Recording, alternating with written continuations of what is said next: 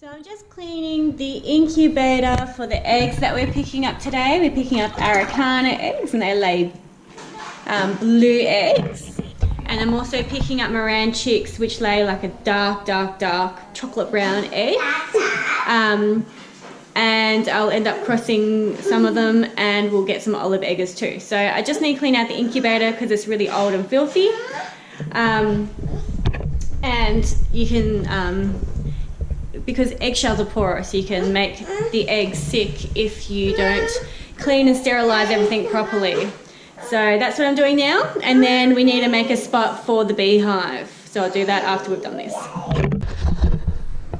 So we decided this is where we put in the hive. It gets beautiful morning sun. They've got water access right down there. The veggie patch is right behind Paul. They've got another veggie patch behind them. They'll have to go out and up and around. I've got the orchard is just on the other side of that tree. So those pine trees, on the other side of that's the orchard.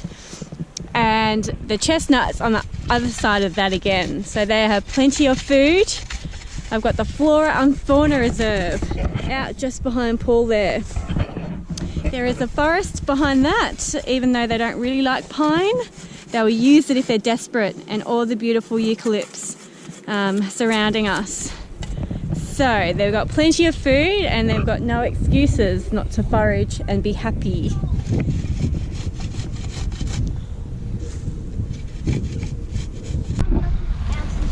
So we picked up our chicks and our eggs. Our eggs, I won't show you yet because they're hiding away.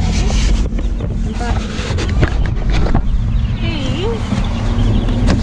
these are the chicks. How cute are they? They are black copper marans. So really looking forward to seeing them grow up, and once they start laying some eggs. And I can't pull the eggs out, I'm sorry, they're tucked underneath to be safe. But tomorrow when I pop them in the incubator, I'll show them to you. I've got a special humidity and thermometer kind of gauge, so I can check the humidity and the temperature in the incubator to make sure it's working well. And yeah, looking forward to taking you on that journey. This will be our first time hatching eggs, and I'm excited, but also a little bit nervous. I don't want to do anything wrong. But I can't wait to have little auaracanas. I've got a mix of lavender, splash, black, white. Was there another one? I can't remember. But yeah, quite a few different varieties. And he's mixed up the eggs for me so I get a range of hens. So that's really cool. It's super late at night. Well, it's late for us. It's 10:30 and we still have about 30 minutes to go. When we get home, we've got to put the bees in their spots. Super exciting. We've got 40,000 bees in the car. It's just crazy. And they're held in there with this tiny little piece of sponge. But so far so good, no bees have escaped. If you ever need bees and you are in Melbourne, I highly recommend Mo the Bee Man. He is a wealth of knowledge. He offers a day in the life of a beekeeper on a few Saturdays a month, which is $200 for 8 hours. So we want to head down and do that course with him. But we picked up our hive. It's a double hive, a double brood box hive, and then I bought 2 supers to put on top. And the supers is where the bees fill up their honey. They've got honey in the brood boxes, but that gets them through winter and drought and that sort of stuff. And then you can harvest the honey in the supers, which are the 2 on the top. So it's a 4-leveled hive. It's a really strong hive, or that's what we've been told. He said that we could split it in 2 hives if we wanted to, but because we're still learning what we're doing, we're not going to do that. We're just going to leave the bees and they can quickly fill up the supers so we can harvest around Christmas time. Yeah, and then maybe next spring when we've got a bit more of a feel with what we're doing, we've done a couple of his courses, then we might split the hive and make 2 hives. So we've got to put the hives, once we put the kids to bed, as you can see they're sleeping, once we put them to bed we'll put the hive in its position. But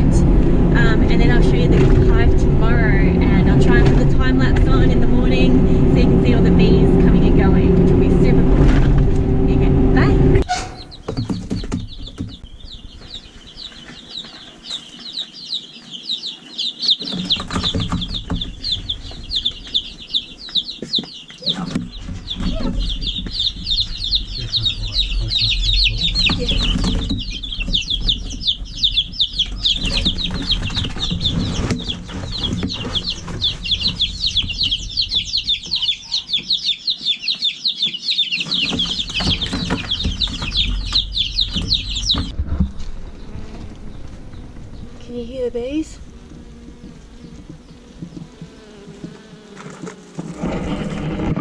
They sound super duper duper annoyed.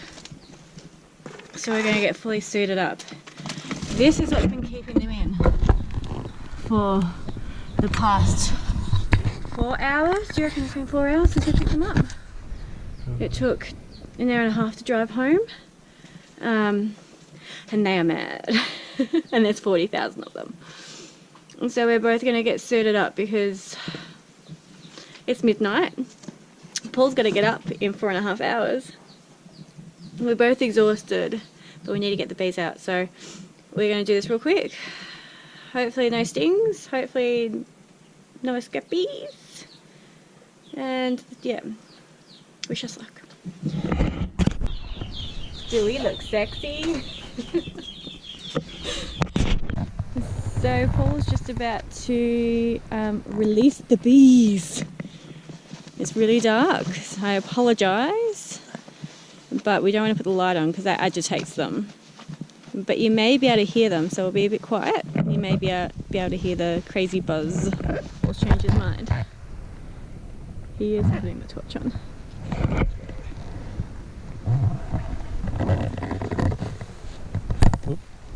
Whoop what? Ready? I'm ready. Are you ready? Okay. See ya. We'll see you guys tomorrow.